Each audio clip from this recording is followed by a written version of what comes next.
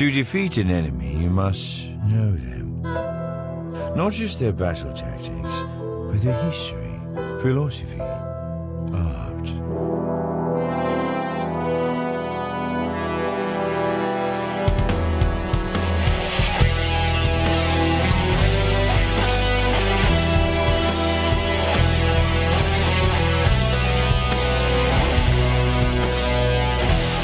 Welcome to the Chiss Ascendancy podcast.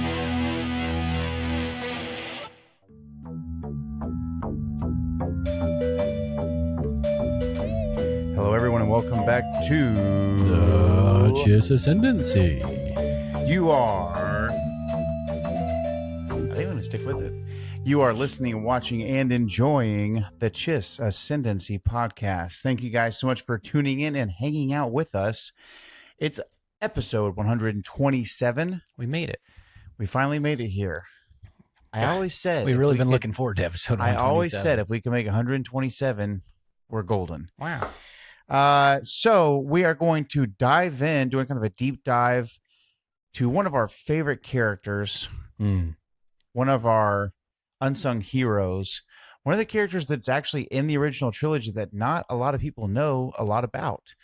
And as you can see, if you are watching and enjoying via YouTube, If you're watching and listening and enjoying. watching first, because if you're on YouTube, you're probably watching. We are talking about Bossk. Maybe even enjoying first, to be honest You with might you. enjoy it Maybe first. even enjoying first. Before we get too much into that, we have some sad news.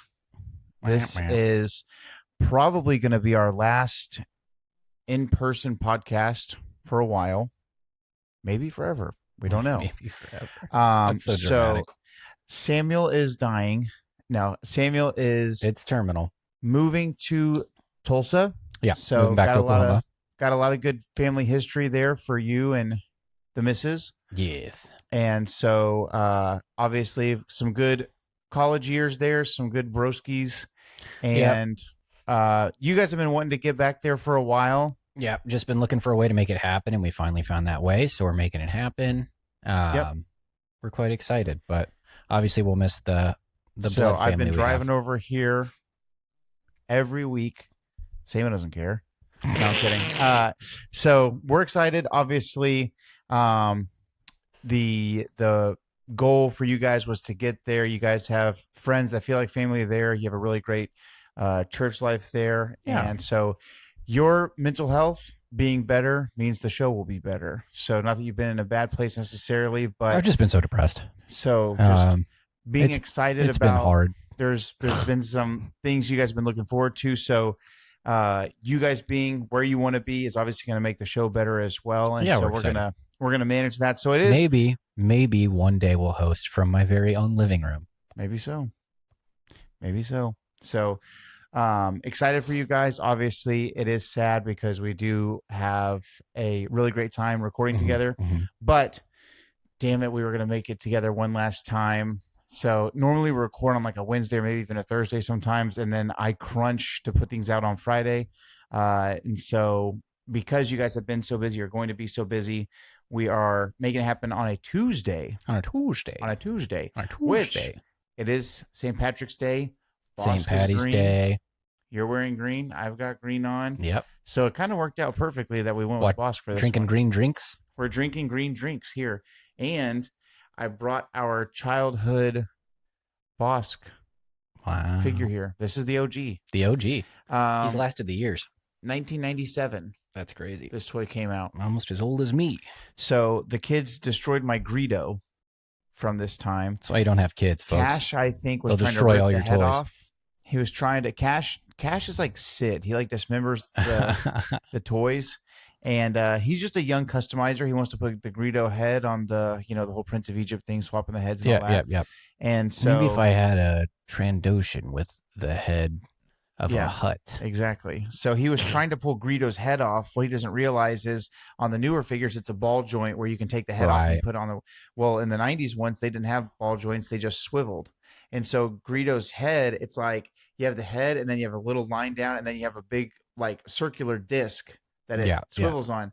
So he's like, trying to rip that head off like that Polynesian guy that pulled his own tooth out with pliers earlier this week. Have you been seeing that Yeah, video? I've seen it. So The root is yeah. longer than the tooth. the whole neck of Greedo is cracked because he tried to pull the thing. Anyways, long story short, Strong as soon little as fella. that happened, I ran to their toy box and was like, "No Bossk for you."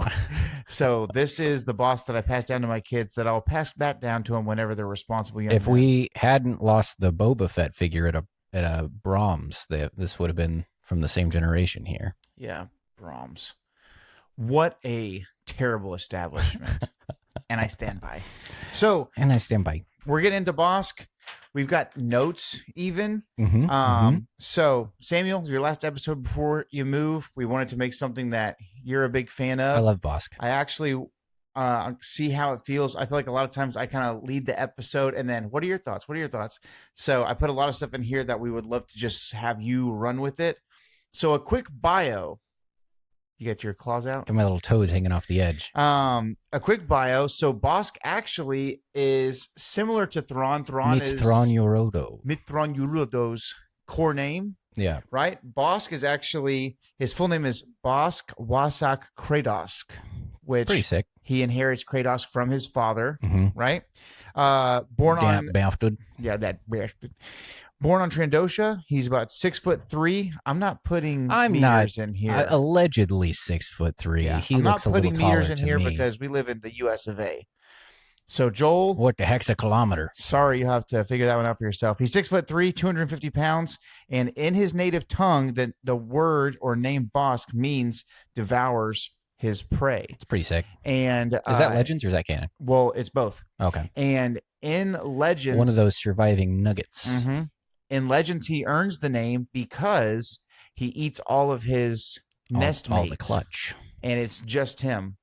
Now, in canon, I'm going to hand it over to you kind of at this point, but the reason why he got that is the same thing, except there is an asterisk there on the history. So, obviously, part of very prominent several bounty hunter crews. We see him in the Clone Wars and stuff like that. In the canon, he even takes Boba Fett under his wing and kind of... Which is pretty sick. But also flies completely in the face of Legends where... Well, it even kind of flies in the face of some canon materials, depending... We're considering from a certain point of view to be canon, right? Not just like what ifs. Yeah, I would say those are considered canon. Because there is a line that I was quietly amused at, where Bossk is talking to himself, kind of an internal dialogue, where he's a real bounty hunter, not like that Mandalorian pretender Boba Fett or that human bandage Dengar. Human bandage. I love it. So I would love to ask you a couple of questions about Bossk. I would love for you to break down for us, kind of unpack the short story that you read, and then I'll unpack the Legends short story that I read, and then we'll just kind of have a Bossk-tastic night. Yeah. So why don't we? Why don't we? So my question what I think to about you.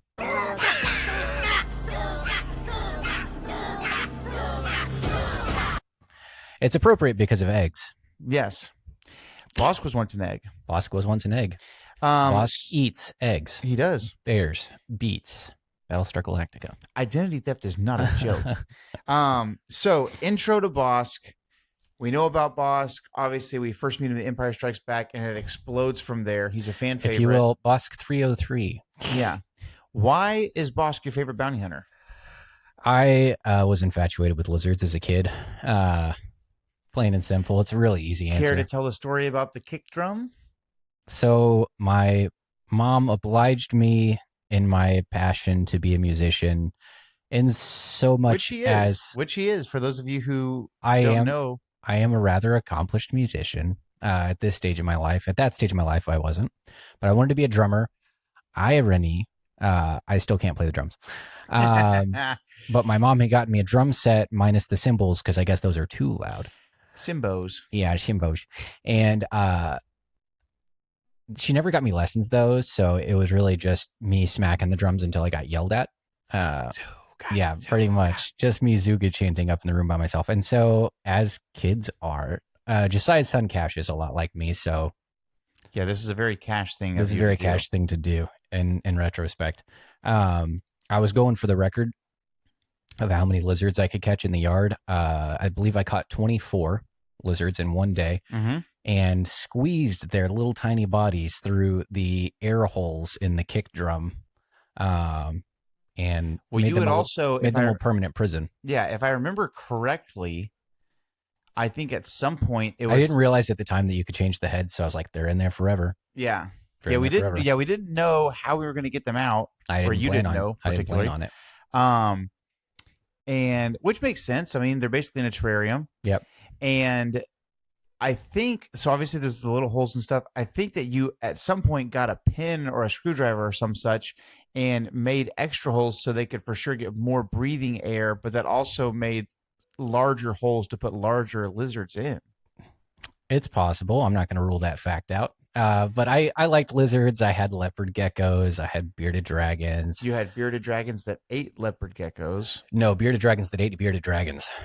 I should have named him Bossk. His name was Scrapper. He ate his clutch mate, and then I got him a bigger clutch mate, bigger than him, and he bit that one's foot off because it's simply too large to consume. But what's crazy about that is, like, how did that happen, dude? I don't know. Did he just do a death roll or whatever? I don't know. You know? I have no idea. Whatever happened to your leopard gecko, Fat Tail? I had a second one. I can't remember what its name was. It's the same thing that happened to all our pets. Mom made us get rid of them at some point. No. You had Fat Tail. I don't remember your second gecko. I had a second one. I can't remember her name. And then you had Scrapper, and the girl's name was Mustard Mouth. Yep. And what was the second clutch mate's name? The first one was Silver Stripe because she had a silver stripe down her back. Yes. I was not very inventive with names. I think that you get your naming abilities from the same people who wrote Dinosaur Planet. Oh yeah, he's not upset with so and so. It's Blue Brow he's got an issue with. Yeah. Well, if you're gonna design a lizard with a cool blue brow, you might as well give it. There was Blue Brow, and then there was. What was the girl's? It was white something. Whitetail, white tip, something like that. Blue Brow, and then the second story. I like to think I got my naming abilities from Land Before Time. Oh, really? Littlefoot, Ducky. Three Horns. Sarah. Yeah, Sharp Tooth and Three Horns. I thought that's what they were. Yeah, long necks. Yep. What have you? I'm gonna go home tonight and watch Pod's Travels and White Tips Adventure on YouTube. I'm sure it's out there. It's out there. It might be on Discovery Plus, which I do have. Your point, obviously. So lizards, dinosaurs, that kind of thing. Yeah, it's kind of hard to, if you're a lizard guy, to not be a fan of Bossk as soon as you see those little toes sticking over the bulkhead. And the executor.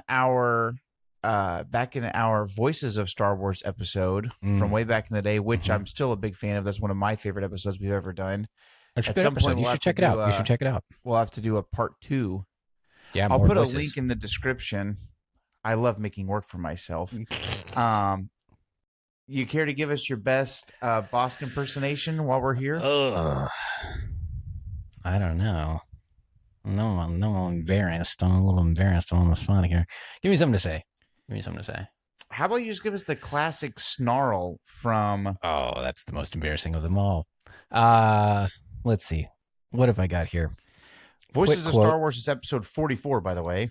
Oh, you know what? I'll give you my favorite line from Star Wars Battlefront 2, the 2015 edition. Bossk is my favorite playable hero. He's OP. It's not bias. He's just genuinely the best one. Such glorious devices. Ooh. Yeah, that's because he has a lot of gadgets that you can throw out, like proximity bombs. And my understanding too is that Bossk in Battlefront 2 like gasses people to death. Yeah, he's more barbaric than the other characters, it seems. I mean, kind of. I mean, everybody's killing everybody, right? Can you melee with him?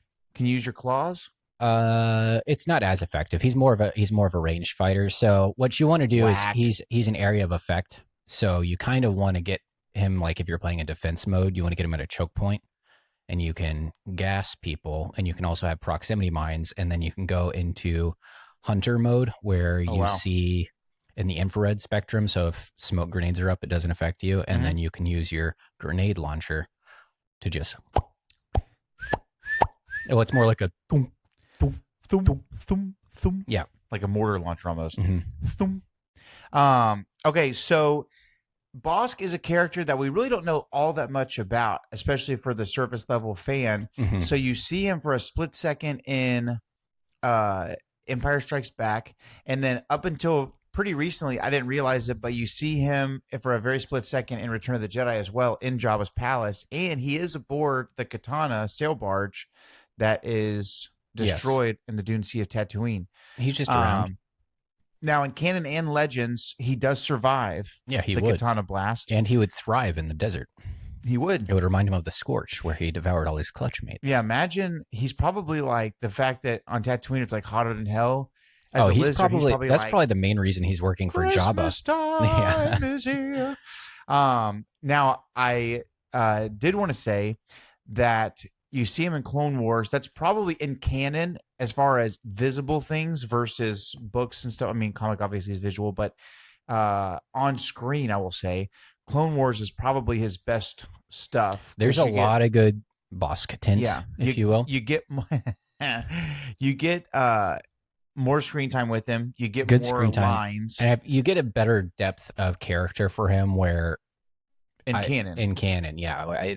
Because in Legends, he's just a rampaging lizard. What I would say is, in the Clone Wars, you get the best depth for canon. I would say Legends character has more depth than canon. I think you're always going to get, just because there weren't any walls, so you can do whatever the heck you want with the character. Yeah.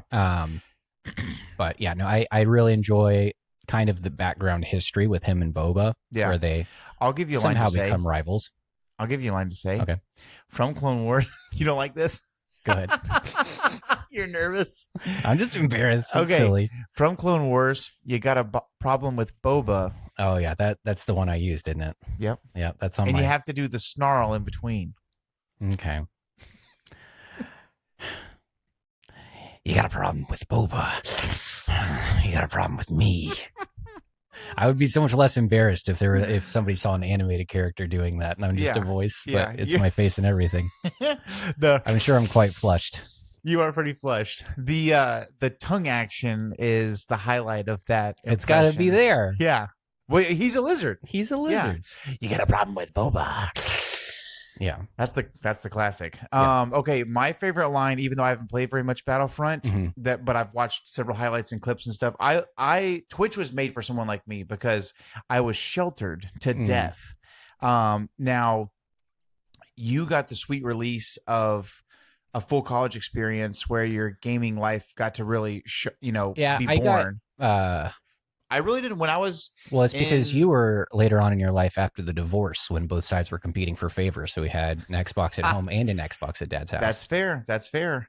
And I could play my rated M games at Dad's house. Yeah. Now, and the thing was, whenever Mom and Dad split up, you had more time to work on your skills. Also, the other thing is, I was like headlong into basketball. Right. Different social circles.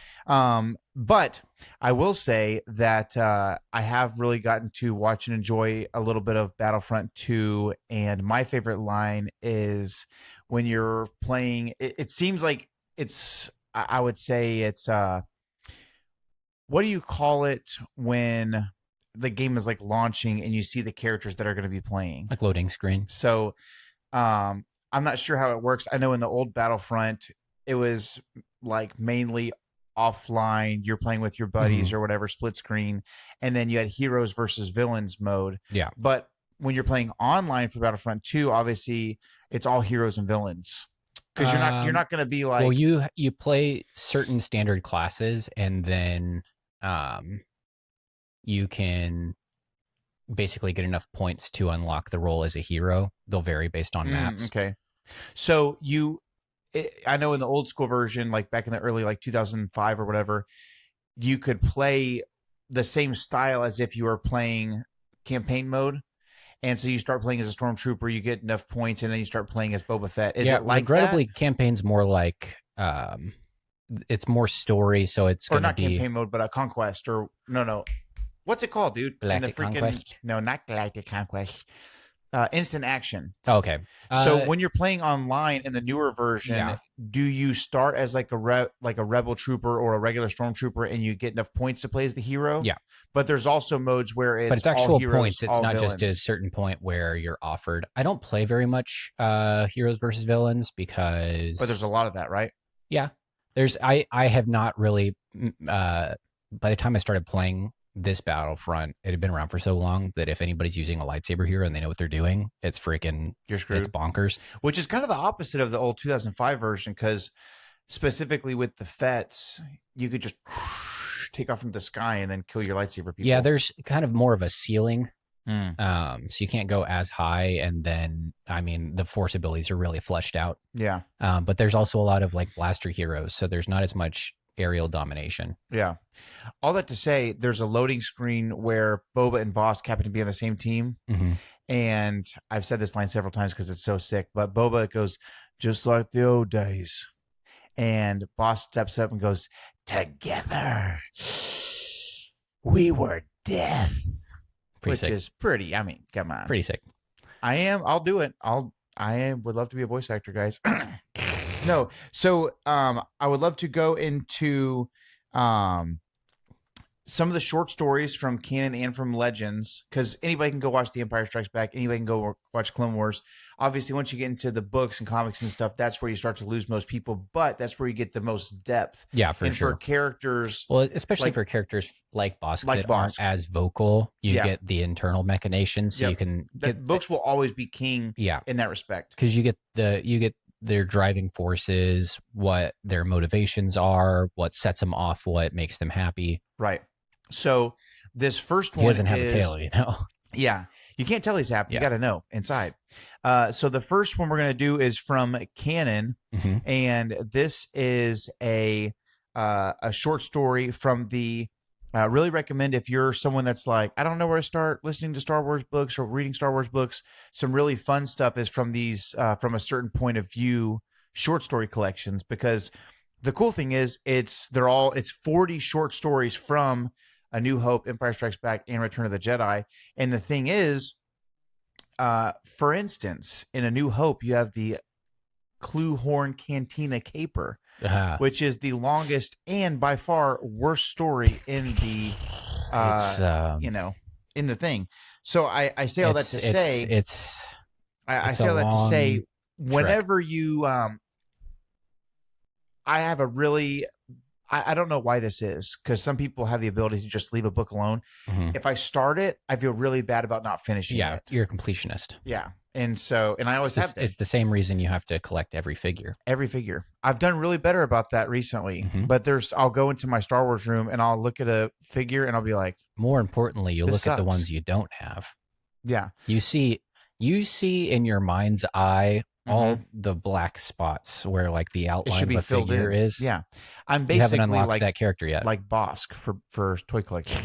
Now I've retired since, but, so when you're reading those short stories, if you get into one, you're like, I don't like this character. This story sucks, whatever. There's 39 other stories out Mhm, there. mhm. So we got very lucky in the Empire Strikes Back version of From a Certain Point of View.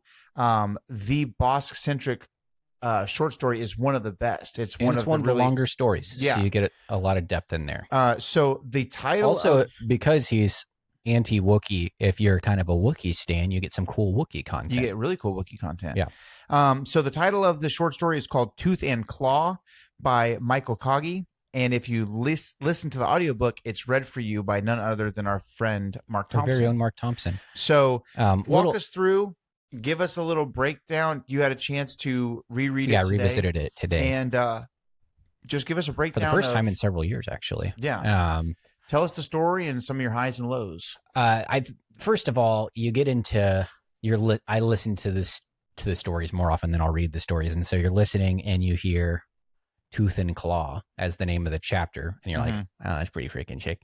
And then the first word of the story is Bossk, and you're like, exactly what I hoped it would be. You know what I mean?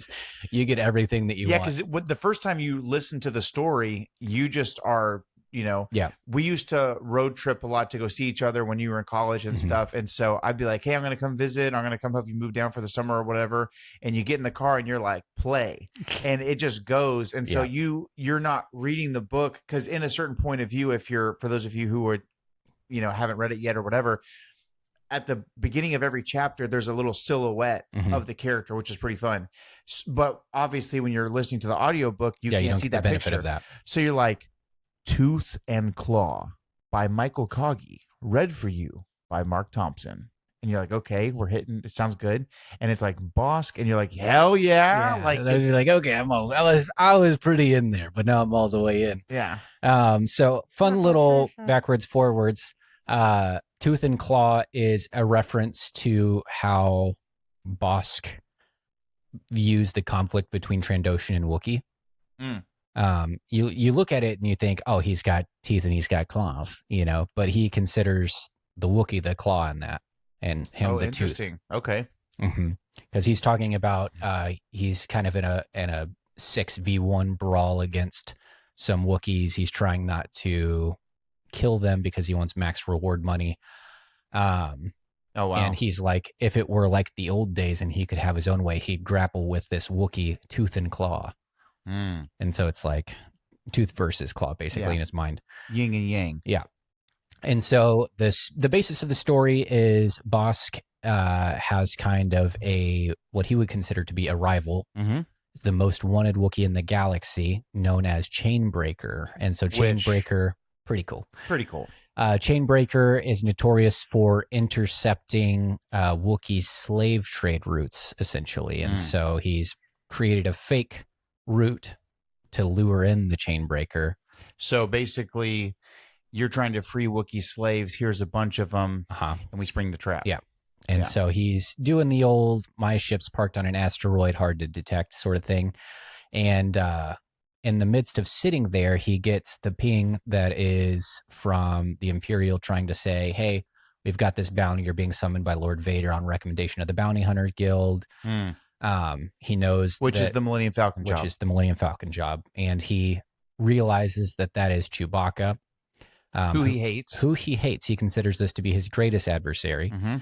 And it was funny to me because in this story, from Bosk's perception, Han is Chewbacca's sidekick. Oh, interesting. And so he considers Chewie to be the pilot of the Millennium Falcon. And everything that he's doing, Han's just kind of like loping alongside him. Which, when you think about it, is the case. Like, Chewie owes Han a life debt for rescuing him from enslavement. But for all intents and purposes, Chewie's the brains and the brawn of the operation, and Han's the blind luck. Yeah. And I mean, I think from the main story perception, Chewbacca is more often than not deferring to Han. But correct. It's fun in this perspective to see Bossk thinking that Chewbacca is the one in charge. Han's his sidekick, and he's like, in his stupid, smelly sidekick, and so he gets that, but which is cool because they do a good job unpacking some of his senses, and stuff like that too. Because obviously, as a human, you're like, and Chewbacca looks all hairy, and from Bossk's certain point of view, it's very scent based, which is really cool. And so he kind of gets that ping, but the message is garbled. He doesn't get the coordinates, and he doesn't get like a return address. So he can't inquire about it. And he's kind of pissed about that. And so he puts on his little spacesuit. And he's like, I got to, just lock in here. This is the cool part for the Wookiee fans. This entire ship is made out of Rocher tree wood. And so falls to the wall. He's like, oh, this would make sense how they're constantly evading capture, because you can't detect the wood. It works as a dampener for all of the things that you would work to detect. So you have to just see it. Which is freaking. It's so cool on so many levels because it's an organic. Obviously, there's mechanical parts to it, of course. Now, it's really cool too because it's, to your point, it really unpacks some of the brilliance of the Wookiees, because Wookiees are Wookiees In are this so story- physically strong, but you don't get to see a lot of the brains of them. Yeah. In this story, you hear Bossk consider Wookiees to be among the smartest and strongest species in the galaxy, which is a kind of an OP overlap. And it's like Bossk hates them, but he also has kind of a begrudging respect for them. And so he's like, oh, yeah, they love their stupid wood trees. They talk about how they're, resistant to most blasters and, they're, what's the word I'm looking for? Durable, I guess. Yeah. Resilient. And he's like, however, they forget to mention that they're vulnerable to like most traditional weapons. And so he basically claws his way in, kind of makes like a little plug and scoots in and plugs it back up with the wood. Oh, wow. And he's like, didn't set off any alarms. And so he's going in and he's disgusted at how all the buttons and mechanics are put behind wood panels. And he's like, it's not even sanded because they think that it's embellishment and beautiful and it's disgusting. And he's taken a moment to... Which is funny because I'm not 100% sure about Canon, but in Legends especially, Bossk was known as kind of a slob. Not like leave your trash on the... Not like a hoarder. Yeah. But like... kills somebody and like, leaves the dead body on the ground. Yeah.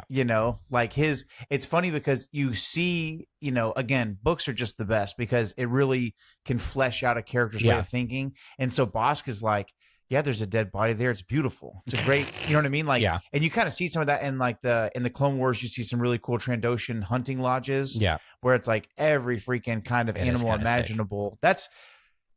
I can't think, Trandoshan, the most dangerous game. Yeah, exactly. Let's get some Padawans out here. The interior of the Trandoshan hunting lodge is probably top 5 new locations in the Clone Wars for me. It's very sick.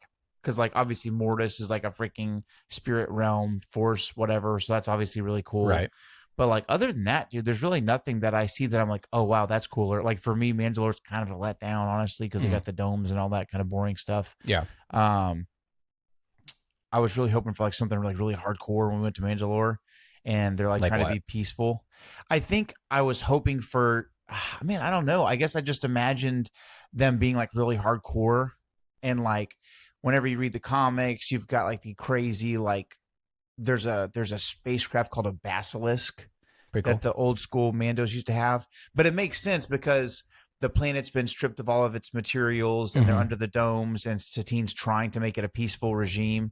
But I guess my thought is they look so cool in their armor that I was hoping that the city would just be very, not like Sabine tags all her stuff, but like I was hoping it would be like really individualistic and like all that kind of stuff. I see what you mean. But I say all that to say the Trandoshan hunting lodge is like one of the coolest freaking things because you've got all of the. It looks like what you would see if somebody did a Lego mock of what they imagined a Trandoshan hunting lodge would be. Yeah, like if you paid somebody who was a big Star Wars fan who also was like a really good Lego builder.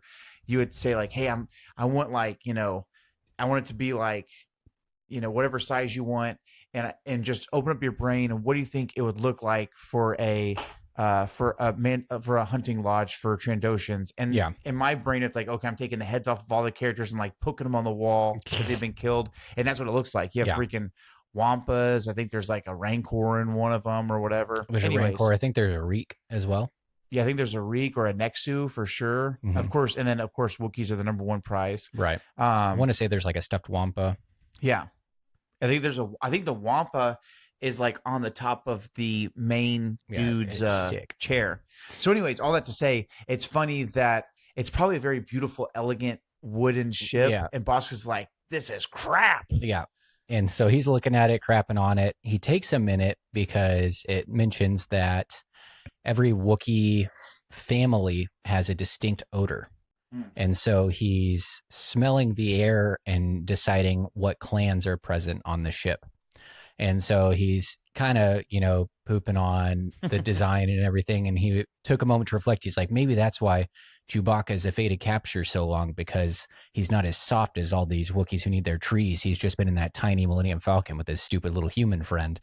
He's like, he's more resilient. He's not as soft. He's kind of acclimated to the greater galaxy. Right. And he's like, these stupid Wookiees can't do without their stupid trees. He hates the trees. He hates them, dude. And so he's going on. He gets, in melee fights with some Wookiees. There's a cool moment. There's this one Wookiee who is kind of a ringleader in the Wookiee Underground Railroad. He's been in like an Imperial slave camp, and he's completely bald, just covered in scars because he's just been tortured, I guess, beyond retaining any hair. Yeesh. And that Wookiee was very clever. He came out acting like his arm was limp, and then mid-fight started using that arm. Oh, wow. And he's like, Wookiees are so duplicitous, they have no honor, He's like, a Trandoshan would never. This is why we hate you guys. Yeah. It's funny to see it, and I love how it's very clever that they call it certain point of view because you're seeing different stories from individual eyes. But it's so funny. Like, I remember when I was listening to it, I remember A, loving that story, and I remember B, like pausing every once in a while to chuckle at Bossk's point of view. Yeah. Like something he would totally do. Yeah. But if the Wookiee does it, not okay. Yeah. And he's like, they for a culture based on honor, they're swine, It's just absolutely upset with him. And he, after defeating 6 Wookiees, he's like, this was kind of easy. And how come none of them had guns? It almost seems like they're trying to put up like the front of a defense. And at that time, the doors open and he's blown away by the interior because it's completely opposed to like the rest of the ship, which is looking very organic, like a forest on wheels, if you will. And it's got computer displays everywhere. It's tracking all of this data, and even on this places where there aren't screens, there's holo projections. And he's like, this isn't like a Wookiee at all. But he smells in there, and he smells Chewbacca's family scent. And which is funny because when I was reading it the first time, I know that Chewie's with Han. Right. He's not in there. He's not in there, but there's a part of your brain that's like, oh, what did Chewie set up? Yeah. Like you just, it's very, the writing is just great where it sets up like the ambiguity of what's going on. And he's like, oh, maybe there's a person here that I can use as leverage against Chewbacca. He's like, because their fatal flaw is that they love family, which I do not, He's like, stupid, weak family lovers. Yeah. He's like, I hate all my siblings. That'll show him. Yeah. And turns out one of his clutch mates had survived being eaten. And it says maybe his infantile hunger was sated and he stopped short. But there's a Trandoshan big dishonor that basically looks exactly like him, except for it's missing 3 limbs, which he's like, they would have to have lost those in infancy because an adult Trandoshan can regenerate limbs. Right. And the arm that they did have was short and I think was missing a finger. And so it turns out it's his sister, and he's like, oh, this makes so much sense. This is why there's never a confirmed picture of the Chainbreaker, that everybody just assumes it's a Wookiee, but then they have all this insight into the Trandoshan trading routes, and so they're just communicating. For those of you who can't keep up at home, Chainbreaker is Bossk's sister that he's supposed to have killed.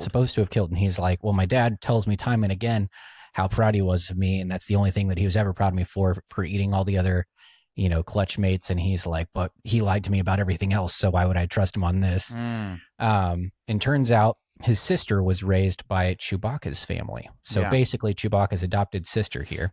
Yeah. So the reason that, which is crazy, the reason that he smells the scent is because she's constantly, and obviously scents and stuff wear off over time. So not only was she raised by Chewbacca's family, it's not like she was raised by Chewbacca's family and then when she was 16 she left home. Like she's recently been in the company of Chewbacca's family, and it turns out that Chewbacca's own father is the one who's trained her. Yeah.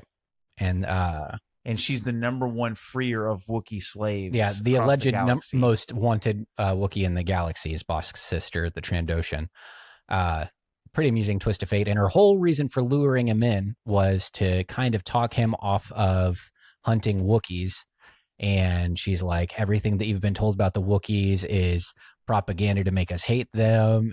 She's like, when did you ever actually see a Wookiee eat Trandoshan eggs? Yeah, Wookiees eating Trandoshan eggs is like a delicacy. The big, like, that's one of the core beliefs of nobody eats my eggs but me. Yeah. You know? Yeah, we can eat our young, or you can eat your siblings or whatever, but the Wookiees steal, first of all, and then treat them as a delicacy, like as a show of dominance and things like that. And it turns out it's not true at all. Yeah. And so, long story short, because we've drawn it out a little bit, you could have just listened to the whole story by now. She's trying to get him to see the Wookiees aren't our real enemy. We should unite. Imagine what a powerhouse we would be if we were on the same side, which fair enough. And so he's like, yeah, just go ahead. I'll make the promise that I'm gonna stop hunting Wookiees if you give me the information for this meeting. And then he's like, meaning the Darth Vader meeting, right? Knowing that the target is Chewbacca, and he's like, how do you know I'm not just gonna break the promise as soon as I get out of here? And she's like, because you'll be hunted, but I believe in you.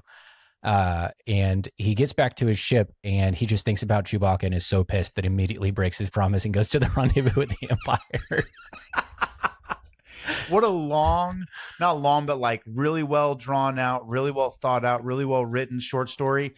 And then he's like, F it. Yeah. He's like, I want him so bad. Yeah.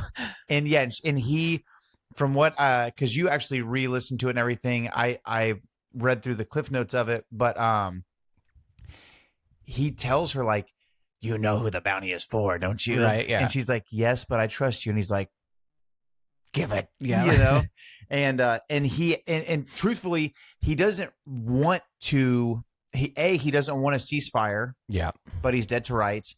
And he doesn't want to. By this time, it should be noted, the 6 Wookiees have come back around the corner with guns. Actually stunned by his blaster. They'd all been desensitized to stun blasts because of their torture at the hand of the Empire. Yeah. And they all come in with guns this time, not just freaking pipes. Yeah. So he's dead to rights. Yeah. And he only agrees because A, it benefits him to get the info about the Vader meeting, and B, he doesn't really have a choice. Yeah. And so it's funny because just a second ago, the one Wookiee acting like his arm was hurt, but it really wasn't, was such great dishonor, and he bold-faced lies to his sister. Yeah. Who he thought was dead. I thought it was interesting that he had some sort of perceived kinship with her, which he does, but his whole society is based on him having eaten his siblings. So I was like, where's the sense of loyalty at? Yeah. You know, where does that come from? Yeah, exactly. Like his and it to me, like, if I were him, I would perceive her as like a failure, and I would want to correct that. Yeah, I think so too. And I think that if I'm Bossk, which in a lot of dreams I am. Yeah, exactly. But maybe, I mean, and also he's so prideful and kind of self-absorbed to an extent that he could look at her and see himself and be like, she must be great. She looks just like me, you know? But that's a really, really fantastic. Wow, she's very handsome. That's probably, I mean, obviously there's a lot of comics out there. Like the War of the Bounty Hunters is 34 comics from 2021. That basically the whole concept of the War of the Bounty Hunters is that. I believe there's also a 3-book series called The Bounty Hunter Tales. The Bounty Hunter Wars? Maybe so, yeah. So that's Legends. Yeah. Well, I'm just saying there's yes, a lot of material. So the Bounty Hunter Wars, really quick crash course on that. Obviously the main character is Boba Fett, but it actually has a lot to do with Prince Xizor as well and Black Sun. And Xizor is trying to basically cripple the Bounty Hunters Guild, because once the Empire falls and Black Sun takes over, he really doesn't need any other rivals about. Fair enough. So he hires Boba Fett to join the Bounty Hunters Guild, which everybody is very suspect of because he's always just worked by himself. Mm-hmm. And long story short, he uses Fett and his success to shatter the guild, and now there's 2 guilds instead of 1 guild. And in the Legends timeline, they never really recover. It never comes back to what that. So, long story short, Xizor does succeed, but the story of the Bounty Hunter Wars is really in retrospect, because it's the timeline that the story, like the book, takes place in, is post Return of the Jedi, and Boba Fett has survived the Sarlacc and everything, and he's working with Dengar. but it's giving flashbacks because he's kind of it's very much like the gunslinger with Wichita Slim. He's regaining his memories, right, because he's been in the Sarlacc and whatnot. But Bossk is a big tipping point of that because he kills and eats his dad, Kratos, to take over the Bounty Hunters Guild, and then it splits. And freaking right, he does. For all intents and purposes, Zizor's plan succeeds, but by this time in the timeline, Zizor's been killed and is no longer alive. So his plan with the Bounty Hunter Guild succeeds, but it doesn't really do anything for him because he's already been killed by the time the Empire does fall. He never gets to realize the benefits of the plan. So the Empire does fall by Return of the Jedi, and the Guild's been shattered, but all it does is help the New Republic, you know? But hate that for him. A short story that is from Legends that I was going to harp on a little bit is called The Prize Pelt. It's from the Tales of the Bounty Hunters. Collect a lot of those in Red Dead Redemption 2. Yep. Tales of the Bounty Hunters, Tales of from Jabba's Palace, stuff like that. Those are really, really fun from back in the 90s. So the short story, The Prize Pelt, is by Kathy Tyers. Mm-hmm. And ironically enough, in that collection of short stories, the Bossk story is a little bit longer as well. Mm-hmm. So both of these stories kind of flesh out his character and who he is. He's definitely somebody that people love writing and people want to know more about. I think he's just got a lot of fun potential. He's got so much potential. Yeah. And so Bossk, looking for this is, it's funny because your story takes place right before the Star Destroyer meetup. This is taking place after the Star Destroyer meetup, looking for the Millennium Falcon. And of course, who gives a flying crap about Han Solo when Chewbacca's on board? Right. Same thing. That's the prize pelt. So he's so like laser focused on the bounty for Chewie that he's willing to team up with a different Wookiee to help get inside the mind of a Wookiee. So he partners with a Wookiee named Chin Lambek. Okay. And Chin Lambek is like the Legends version of Black Chrysanthemum. Gotcha. Like he's mentioned as being larger, stronger, more powerful, feared. Every time somebody meets him, they're afraid of him, right? Even more so than a regular Wookiee. So he reluctantly works with him, and then Bossk in Legends and Canon is like so good, and at the last second, he's the Coyote character to the Galaxy's Roadrunner. You know what I mean? So drops the anvil on his own head. Exactly. So they're aboard. He's trying to double cross them as soon as he gets the intel he needs, and Chin Lambek has been planning the whole time to double cross him, and so this is probably, in my opinion, the greatest dishonor that Bossk ever has to go through. So what ends up happening is Chin Lambek has some little human person that's like his protege, and they double cross Bossk. Okay. They tie him up in his own ship, and then they use his ship, the Hound's Tooth, to free what's called several hundred Wookiees. Devastating. From Imperial Can you imagine the smell? And then delivers them to a new life of freedom with the rebellion. And this is Empire. So this is, a year, 2 years before the fall of the Empire. Right. So hundreds of Wookiees. Not only does he not get Chewie, not only does he get double crossed by another Wookiee, but his ship is used to transport Wookiees from enslavement to freedom with the rebellion. So devastating. It's a longer story, and you can, very similar where like he just won't stop complaining about the Wookiees and like how disgusting they are, and he can't believe he's teaming up with one, but it's for the greater good of getting his main adversary, which getting the prize for pelt. some reason. At some point, to my knowledge, we don't have this story. It's in the canon story. It alludes to. Does it say why he hates him so much? It alludes to Chewbacca. He was the one who delivered Chewbacca to the Empire prior to Solo when Han and him escape. And he's like, but the bumbling Empire lost him almost right away. Yeah. And I think it pisses him off that he probably worked so hard to capture Chewbacca. Yeah. And then it was all for nothing. Yeah. I would love, and we can get into this a little bit later, but that'd be a fun story. That would be a fun story. The initial capture. Yeah. And that could be the end of the book or the comic or whatever. Every story we get is like he does a great job and he still loses in the end. Yeah. I would love like the book ends, Bossk is on top. for a little bit. I'll say a really, really cool quote On top from of the Bossk. nest, if you will. He says, "We live and die as the scorekeeper wills, and I am favored over my enemies by the great goddess." So He talks about the scorekeeper in Battlefront. He says something to the effect of like, "Scorekeeper, check this out." yeah, like notice me, senpai. Yeah.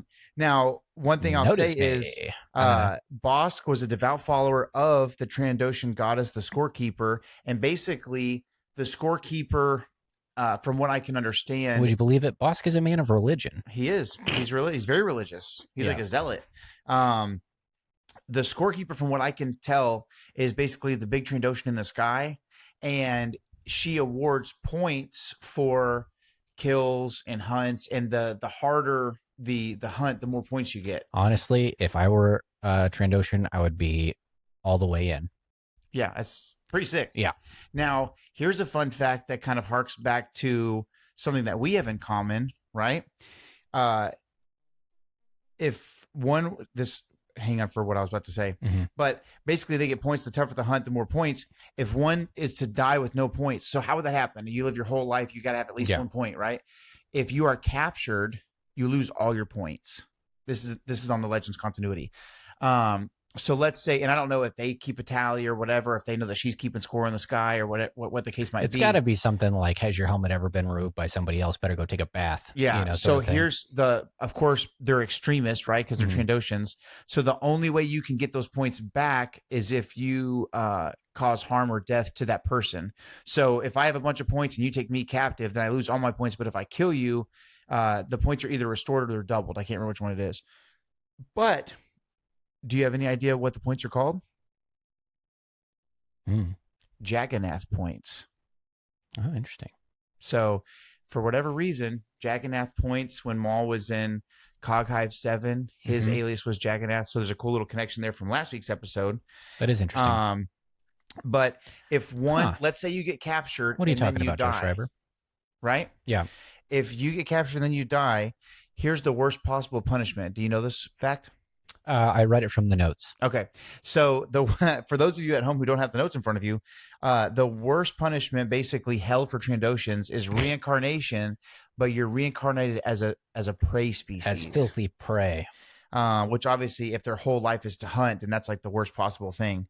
And this is from that short story, The Price Pelt by Kathy Tyers. This describes the scorekeeper, okay? It says, serene behind her pale, lidless eyes, the scorekeeper existed beyond time and space, numbering every deed of each Trandoshan hunter. She could zero his life tally if he were shamed or captured. She could double it if he brought home a prize pelt. Ambushing Chewbacca was Bossk's sacred obligation. So it's literally a religious experience for him to take down Chewbacca, and it would, let's say he has 10,000 points with the scorekeeper.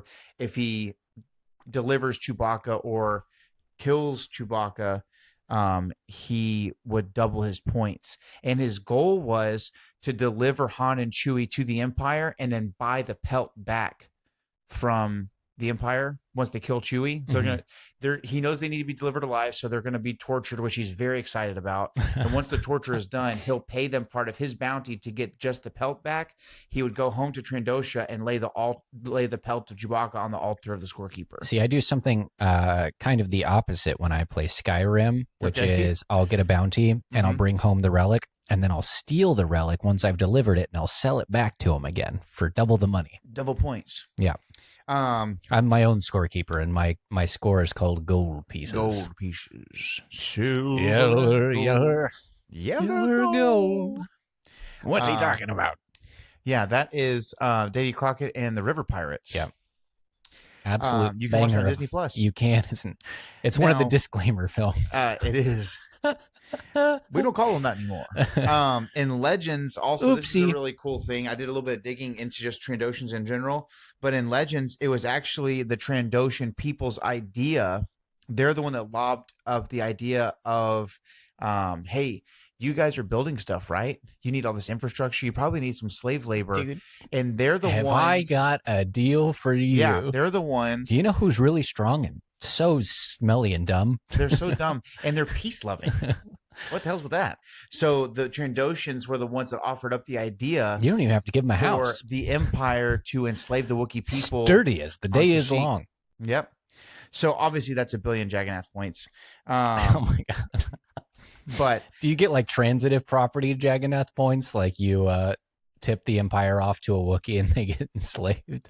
like a hockey assist. Half a Jagannath point for the Wookiee that they enslaved that I gave them the tip to. But so those are a couple of short stories there that kind of give you a hint. Again, Bossk is the coyote of the Star Wars community, unfortunately. I don't know, he's in his own right, he's so lovable to me. Yes. Just because he's so simple. And I think also, like, in a weird way, he's doing what he thinks is right. Yeah, that's what makes a best villain. Yeah, that's the craziest thing. He has conviction in his actions. And then just kind of narrowing things down here. So life post Return of the Jedi, right? Okay. He's on the Katana sail barge. It gets blown to smithereens, to quote Yosemite Sam. Yeah. Now, smithereens is the worst way to get blown. Yeah, for sure. I know you love that joke. I get to make it every week in the event that somebody hasn't listened to our show before. So in Legends and Canon, he does survive. Yeah. Okay. Has a nice little holiday in the sands. Do you think he gets thirsty, you think? Does he get thirsty? Yeah. He probably goes longer without needing water, like several reptiles. It was talking about he was having to cross open space in his little suit to get back to his ship. And it talked about he was having trouble regulating his heat to get warm enough. And if he didn't like get somewhere warm, he might pass out. Yeah. You know, it's another thing that's interesting. Like a lizard would. In War of the Bounty Hunters, he's trying to track down Han Solo because just because Solo and Carbonite doesn't mean that he can't be stolen and then turned in, right? Which would be a great prize. And Boba, you know, they have this past and this history where Bossk literally kind of raises him. And Boba's like, look, I got it fair and square. And Bossk is like, you know, until the bounty's delivered, it's up for grabs. And they're fighting outside of, it's like on, you know, it's in some cold planet. So Bossk is kind of at a disadvantage. And Boba Fett, Bossk is like, so what's the big deal? Why are you being so, you know, I'm paraphrasing here, but I was like, why are you being so, you know, mean to me? And Boba's like, I'm not going to kill you. I just want you to send a message. The message is, if you're trying to come for Han Solo, don't. And he ties him to like a rock, and then he blows his legs off with a grenade and just leaves him there. And Bossk, if you can imagine, it's like Deadpool. Yeah. So here's the thing, though. I can totally picture Bossk doing a Doug maneuver, and he just starts walking at you on his hands. He's tenacious. 100%. So he survives. Not somebody went on to be on the bad side. No, definitely not. He survives the katana in both Legends and Canon. In Canon, he's seen in like one comic aboard the Halcyon Legacy. In Legends, there's other stories he goes on to do and stuff, and he's retired by the time of the Legacy of the Force series and things like that. My question to you is, if we were to get if the story group calls from Lucasfilm and they're like, hey, TV show, book, comic, whatever. 2 questions for you. It's a 2-part question. A, what would your preferred Bossk story be? Whether it's a book, comic, TV show, whatever. We're talking post episode 6 or any time Just frame? at any time. Okay. What would your like, hey, blank piece of paper in a paragraph, you write me out a Bossk story and we'll make whatever media of it. What would you want that story to be? And then the second part is, if we see Bossk again in Canon, where do you think he shows up? So first part, I wouldn't mind getting just like a general life of Bossk, because we kind of get like the bullet points, the high points, but I'd like to see the in between. I'd like to see more of his career outside of just the main story. Yeah, interactions with Boba, with Chewbacca. Honestly, now that we've discussed it, the tracking and capturing of Chewbacca post the fall of the Republic will be awesome. Will be a pretty sick. Yeah. Because it's early Empire. He's maybe seeking out favor with the new power regime, or he's just out there for the money and the glory. It's just Bossk things. Yeah. I would love to get that in a book, and then like a graphic novelization of the book. Yes. Yeah, similar to like the Thrawn stuff we've got, where like, here's a book, you really love the book, and then a year or two later, here's all the pictures. Yeah. I agree. And I would, again, my main point would be, I want Bossk to be the main character, which we've seen totally works. And I want for him to succeed resoundingly. like something crazy. Yeah. And I know he's a bad guy technically or whatever. So maybe he doesn't, maybe there's, I mean, obviously people don't want him to beat a Wookiee because they're everybody's favorite, alien species, but something cool, something like that. Like he could totally beat the crap out of several other species that are also seen as bad guys or whatever. And then last question, and then we'll wrap it up. Okay. Okay. You didn't let me finish my second part of the question. Oh, you're right. Where do you see him showing up? Okay, so I was doing some quick maths. Mm-hmm. It looks like Trandoshans live to about 85 years. He was born 53 BBY, so he's in his twilight years around Return of the Jedi. Mm-hmm. I don't know how much their speed and stuff degrades over years, but he's got about 25 years left.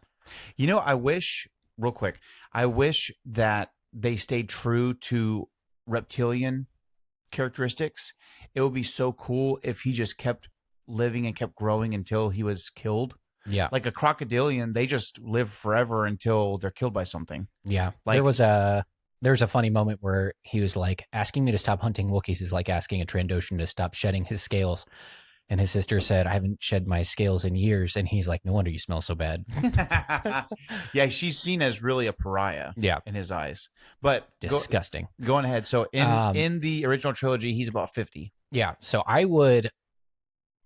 realistically, it would be really fun to see him being something of an organizing body in the Bounty Hunter Guild in the Mandalorian movie. Yeah. I don't think it's going to happen, but right. I feel like there's still some tension with the Bounty Hunters Guild, and we did get a name drop in Solo.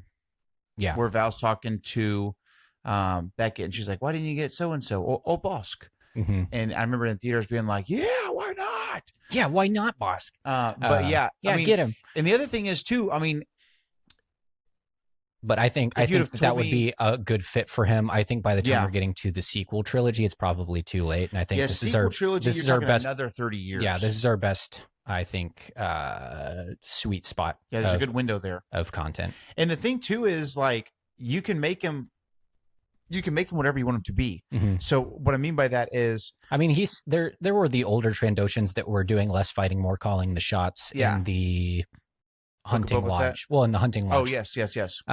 So it's like clearly there is a point where they're like, all right, I got to settle down. Mm-hmm.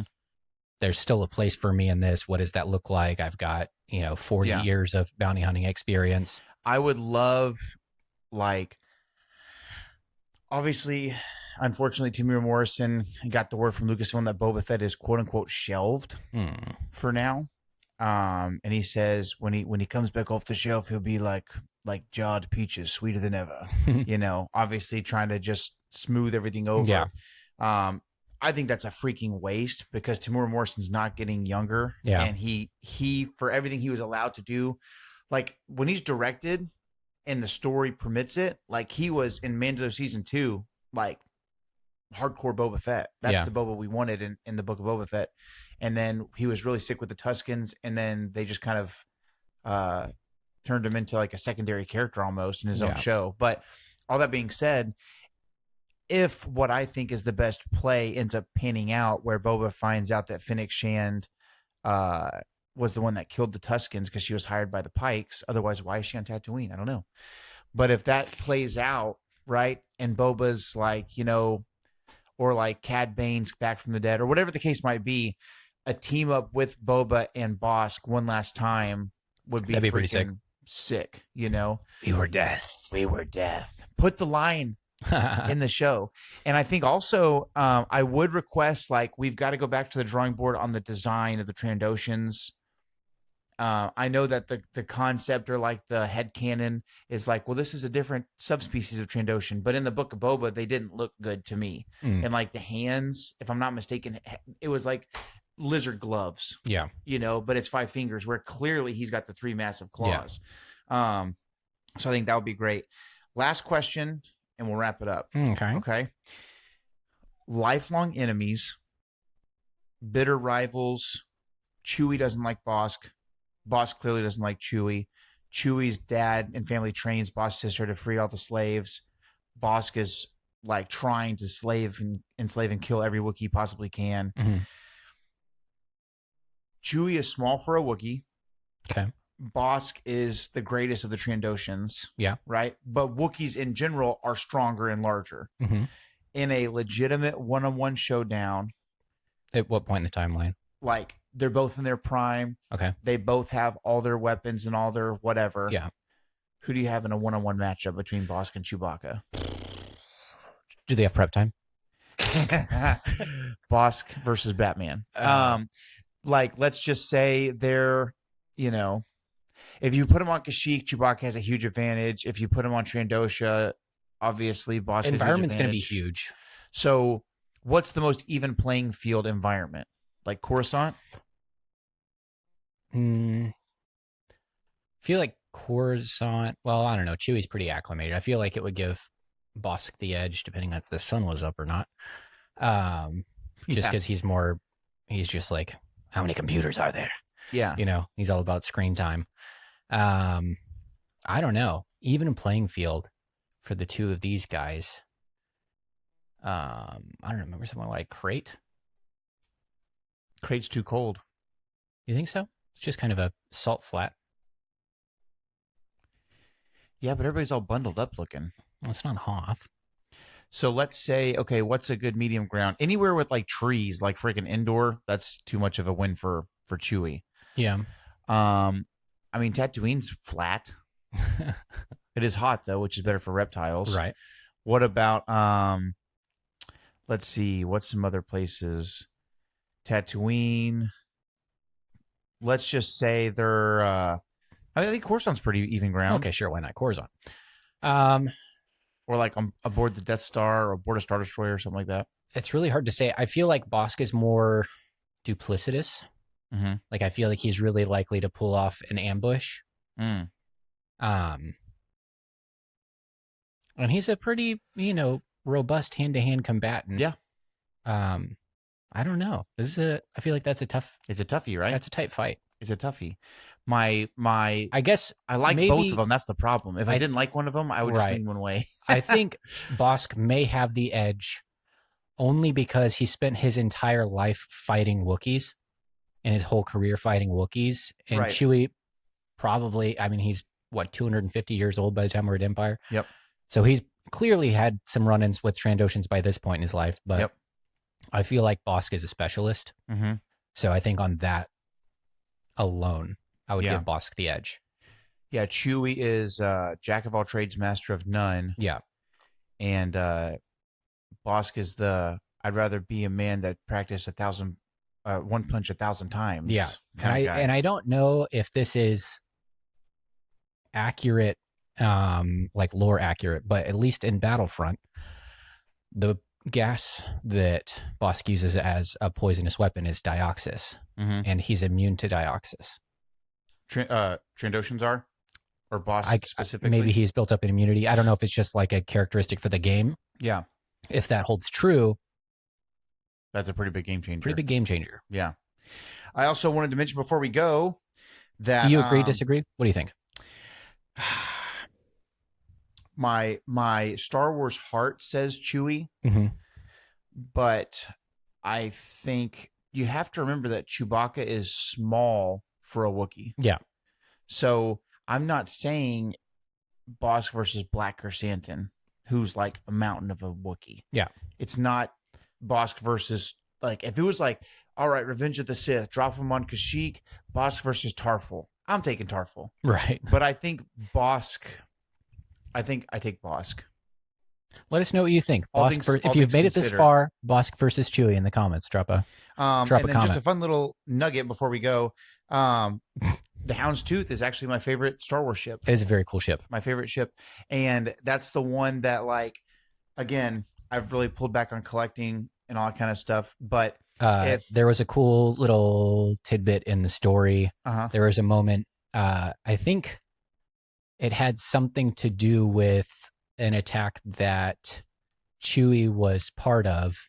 And I can't remember the location, but it had blown up Bosk's brand new ship that he had just bought called the Bite Mark. Oh my God. So He's pissed. he's great at naming ships. Yeah, he is creative. The Houndstooth is obviously that ship. Yeah, I the would hound's love tooth is for- a reference to the Trandoshan hound, Oh, really? the hunting hound. Yeah. I forgot about that. Mhm. Great call. I would love for Lego to do one of those like MIDI scales, like they just released, Ooh. like the AT-AT that I really want to get. Yeah. That are like 6 inches long or whatever. You can take a Millennium Falcon and remake it to make it the what is the name of that ship? Which one? The one the Outrider from Dash Rendar's ship from Shadows of the Empire. It's the one that, okay, so the Millennium Falcon is a circle with like two hands going off the front, right? Mhm. The Outrider is also a Corellian freighter. It's a circle, Oh, okay. and then it has something come off the side. And instead of, it's like this, instead of having, like, here's the Falcon, circle with two hands, the Outrider is a circle, and then you have a Ah, beam I coming see. off. And then It looks this very is, Star Trek. Yeah, the cool thing about this is, It looks like the cockpit is sidewaysy out the front. yes, so it's like this. And then if he does a 360 maneuver, so obviously if you're here on the Falcon, right? If you do a 360, this is kind of just the This pivot looks point. more like a pit droid from the top. But this thing has a gyroscope in it. So if he does a 360, this doesn't move, Ah. which is pretty cool. Now, what I was going to say real quick before we go, the Hound's Tooth is also a Corellian ship, Mhm. and the code designation like YT-1300 for the Falcon, Uh-huh.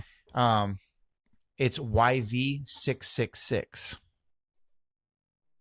How edgy. Pretty Ozzy Osbourne of Bossk. Pretty edgy. Bosky Osborne. So that has been our deep dive into our favorite Trandoshan bounty hunter. If you enjoyed this, please like this video, subscribe to the channel, share it with your family and friends. Remember, whether you're here, Tulsa, wherever, the Force will be with you always. Here, there, or anywhere. And wherever I'm at, the only family you have here is me. We'll see you next week. Who knows? Soon. We'll see you next time.